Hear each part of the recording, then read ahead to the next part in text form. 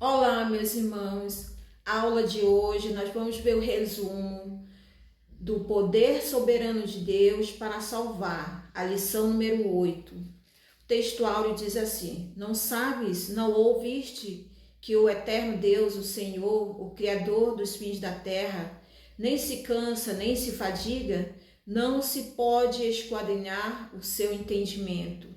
Esse é o nosso Deus soberano.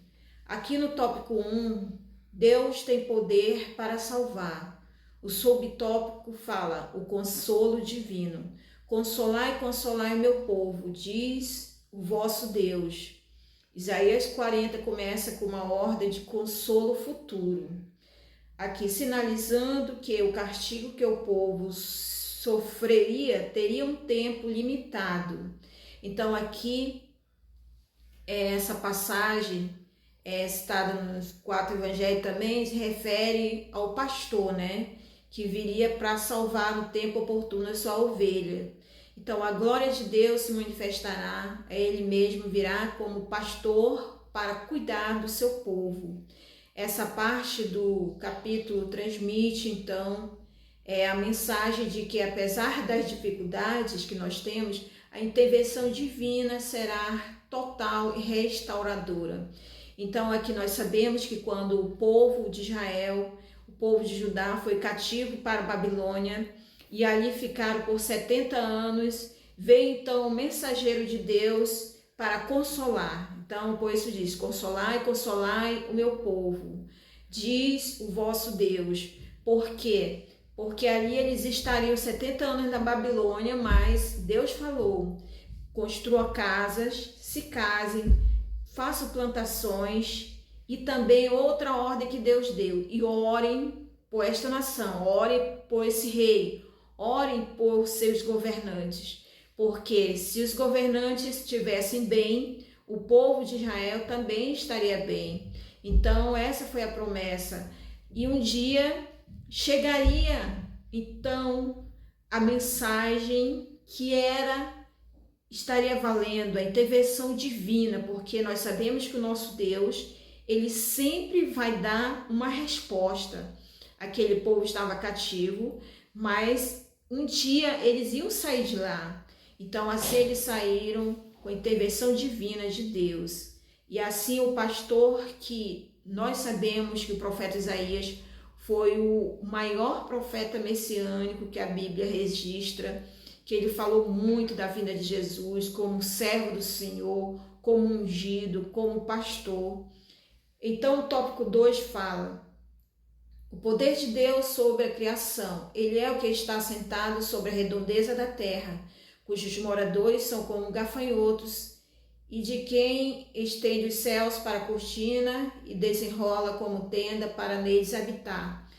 Importante isso que Isaías escreveu, porque nós sabemos que foi descoberto por um cientista antigamente, que ele descobriu que a Terra era redonda. Galileu Galilei descobriu que a Terra era redonda, mas antes da descoberta achava-se que a Terra era plana. Então o profeta Isaías, inspirado por Deus, escreveu a grandeza de Deus, que a terra era redonda e que Deus se assentava sobre a redondeza da terra. Veja só que interessante é isso, né? Então, o nosso Deus, ele desenrola como uma cortina os céus, ele faz assim habitar o povo na terra de uma forma tremenda. E são para ele como gafanhoto, né? No livro de Salmo 113 diz que Deus olha para o mundo para contemplar se há um servo fiel ali. Ele contempla toda a terra. Então, o nosso Deus é grande, é maravilhoso e é indescritível.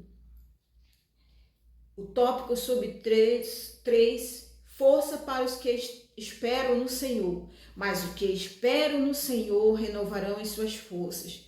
Sobe como asas, como águia, corre, não se cansa, caminham, não se fadigam. Importante isso que o profeta Isaías escreveu, porque se nós formos analisar lá no livro de Josué, quando Caleb e Josué conquistaram a terra, e aí Moisés morreu, agora estavam repartindo as terras. Só que aí Caleb ainda não tinha conseguido a sua parte, a herança que ele tanto esperava. Ele já estava com 80 anos.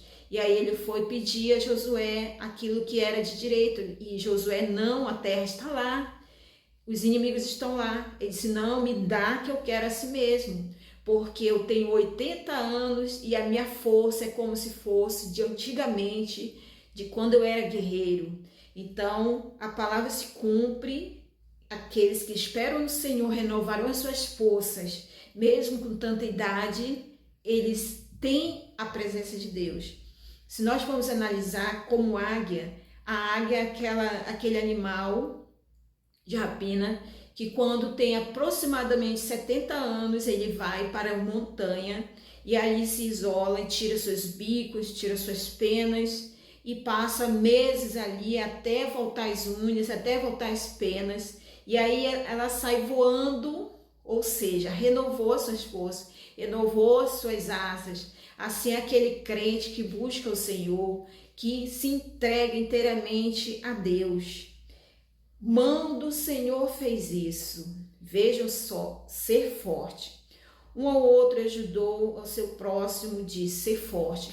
Quando Deus fala para Josué conquistar a terra de Canaã, ele diz ser forte e corajoso. Então aqui o nosso Deus, para nós termos a oportunidade de nos estarmos bem, tanto financeiramente, quanto espiritualmente, quanto profissionalmente, nós temos que confiar, ser fortes, corajosos e confiar verdadeiramente em Deus, porque Ele é a nossa força maior. Te sustento com a minha destra, não temas, porque eu sou contigo, não te assombres, porque eu sou o teu Deus. Eu te esforço, te ajudo, te sustento com a minha destra fiel. Esse é o nosso Deus que nos sustenta, mas nós não temos que ter medo, nós temos que confiar no nosso Deus. A mão do Senhor fez isso, para que todos vejam e saibam, considerem, juntamente entendam que a mão do Senhor fez isso. O Santo de Israel criou ungidos para uma missão. O Messias é o único Salvador. Eis aqui o meu servo, a quem sustenho, o meu escolhido, em que a minha mão, minha alma se compraz, para que o meu espírito e ele promulgará o direito para os gentios. Então aqui o profeta Isaías profetiza a vinda do Messias, o servo do Senhor, como eu falei logo no início, o escolhido de Deus, que vem a promessa para salvar a humanidade. Vocês são minhas testemunhas, vós sois minhas testemunhas, diz o Senhor, o meu servo a quem escolhi para que saibais e creiais.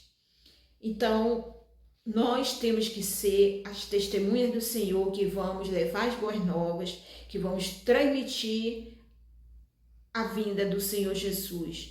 Assim como Isaías, ele profetizou, ele falou, pregou, assim nós, hoje em dia, nós temos que fazer, anunciar as boas novas. Ciro, pastor ungido, assim diz o Senhor, seu ungido, Ciro, a quem tomo pela minha mão direita para bater as nações ante a face, para distinguir os lombos dos reis, para abrir diante dele as portas que não se fecharão. Então, aqui foi profetizado que viria um homem que libertaria o povo de Israel, que estava 70 anos na prisão, 70 anos na Babilônia, e nós sabemos que a Babilônia caiu. Deus levantou Ciro, mesmo antes de não saberem o nome dele, quem era Ciro. Mas o nosso Deus levantou, e assim como ele levantou Ciro, ele também levantou Jesus para nos libertar de todo mal, para morrer na cruz por nós. E aqui nós estamos porque nós somos criaturas e filhos seus. Amém, meu irmão? Fico com essa palavra. Deus lhe abençoe grandemente.